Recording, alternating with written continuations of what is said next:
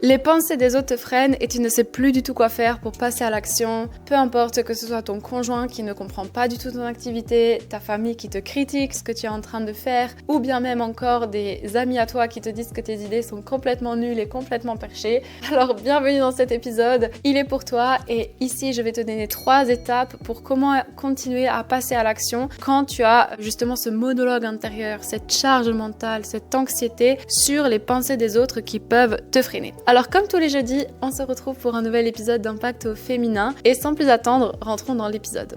Alors la première étape, c'est de comprendre cette chose cruciale et je vais vous raconter une histoire. Vous savez, quand j'étais avec mon dernier copain, sa famille me mettait vraiment beaucoup en garde sur le fait de créer une entreprise. Par exemple, je recevais beaucoup de commentaires sur « Ah mais tu sais, moi je sais ce que c'est une entreprise, j'ai déjà eu des employés, j'ai dû licencier des personnes, j'ai dû retrouver un travail et je sais ce que ça engendre financièrement, etc. etc. » Alors sachez et écoutez bien, ouvrez grand vos oreilles, sachez que vous n'êtes en aucun cas les insécurités des autres et les pensées des autres, ni le mental des autres. À aucun moment vous n'êtes ça, vous n'êtes pas leur mental. Le truc, c'est que eux, ils vont toujours voir le prisme à travers leur propre identité et à travers leurs propres blessures. Donc, laissez-moi vous imaginer ça. Imaginez que moi, j'ai effectivement lancé une entreprise qui ne fonctionne pas et que je dois effectivement licencier des personnes et que j'ai aimé ça quand même, j'ai aimé cette expérience, je l'ai fait pour une bonne raison. Et que quelques mois plus tard, j'ai une amie et que j'ai toujours cette blessure qui me dit « Ah, tu vois,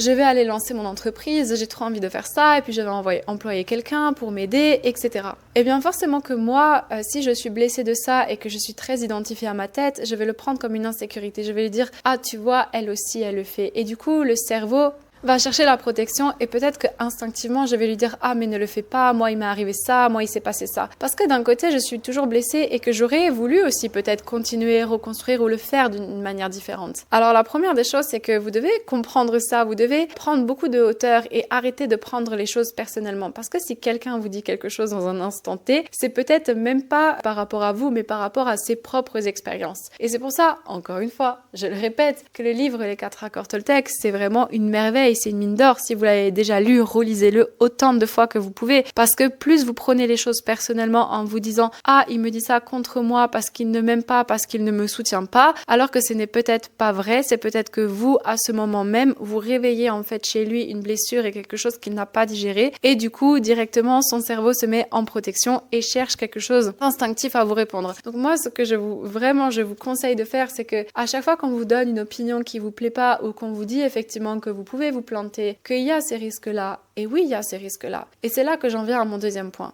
Et si effectivement vous vous plantez? Et si effectivement ça fonctionne pas? Et si effectivement vous perdez de l'argent? Et si effectivement cette collaboration va très mal se terminer? Et si tout ça se passe? Qu'est-ce qui va se passer concrètement? De quoi est-ce que vous avez le plus peur? Qu'ils avaient raison? La peur du jugement?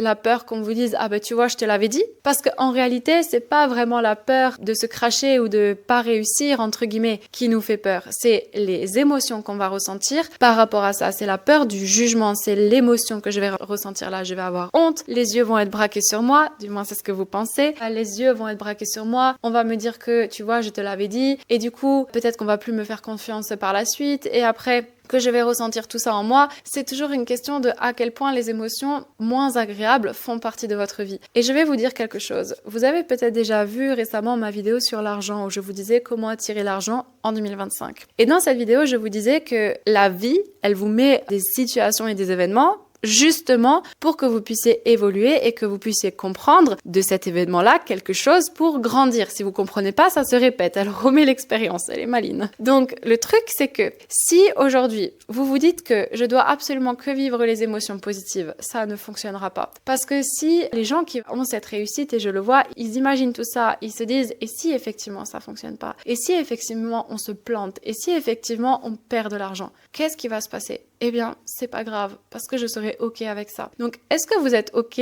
avec le fait de ressentir ces émotions-là qui sont moins agréables? Et arrêtez de penser qu'on ne doit pas vivre la vie. Parce que dire oui, l'univers me soutient, c'est très bien. Et je suis la première à dire qu'on peut parler avec l'univers, qu'on peut mettre nos intentions, je suis la première à prôner ça. Mais de dire l'univers me soutiendra pour enfuir des émotions qui, au final, vont vous faire travailler quelque chose, vont venir révéler quelque chose en vous. Donc c'est d'être ok avec cette idée de vivre la vie, de vivre toutes les émotions qui vont se présenter et qu'est-ce que justement cette expérience elle a à vous offrir. Alors oui, soyez ok si ça fonctionne pas, de vous planter et soyez même ok avec le fait que quelqu'un vous dise « tu vois, je te l'avais dit ». Donc là, c'est vraiment l'exercice de journaling que je vous invite à faire. Et la troisième étape, c'est que si vous pensez que vous devez éliminer le doute, les pensées des autres pour réussir, sachez que ce n'est pas vrai. Les gens auront tout le temps quelque chose à vous dire, les gens auront tout le temps quelque chose à vous rappeler, les gens auront tout le temps un avis à vous donner. Et du coup, ce n'est pas composé sans les doutes que j'ai. Bien évidemment que vous allez passer par des phases de confusion, des phases où vous allez vous remettre en question 10 millions de fois. Et alors, c'est ok, ça veut pas dire que pendant ces phases-là, je dois rien faire. Et en fait, c'est très dur parce qu'on est clairement dans le mental, on a comme ce brouhaha mental qui nous dit qu'est-ce que je fais, où est-ce que je vais. En fait, posez-vous la question,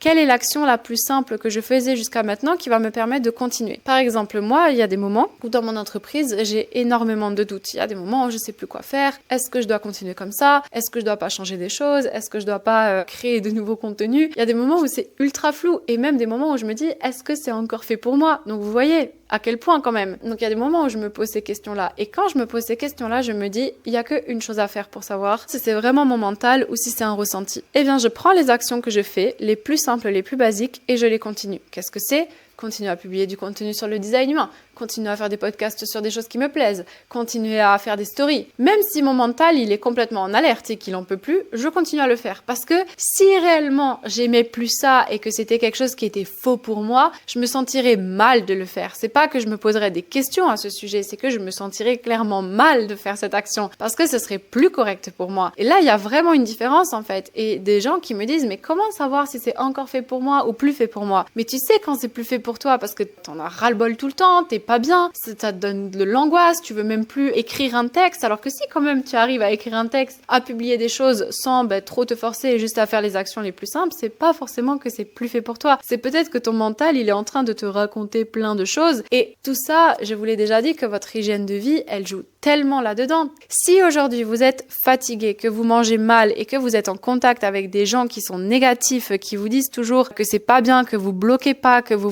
mettez pas de limites, et je dis pas d'arrêter d'être gentil, mais je dis d'arrêter d'accepter ça en fait, tout simplement. D'accepter que maintenant, il est temps de mettre le stop. Et c'est vrai que ça peut aussi faire partie des étapes ici. Donc 1, vous n'êtes pas les insécurités des autres, ni le mental des autres. 2, et si ça arrive, et si effectivement on vous juge, et si effectivement vous ressentez toutes ces émotions, qu'est-ce qui va se passer en fait? C'est quoi la chose la plus grave ici? Et troisièmement, vous avez le droit d'être dans le doute et dans la confusion même après que quelqu'un vous ait dit quelque chose, c'est pas pour ça que vous devez arrêter ce que vous faites. Donc voilà pour cet épisode de podcast. Encore une fois, je vous ramène vraiment aux dernières vidéos que j'ai faites. Et comment se libérer de tes conditionnements, aussi des conditionnements qu'on peut avoir de l'entourage. Donc je vous mets la vidéo juste ici, allez la voir. Et sur ce, on se retrouve jeudi prochain pour un nouvel épisode d'Impact au féminin.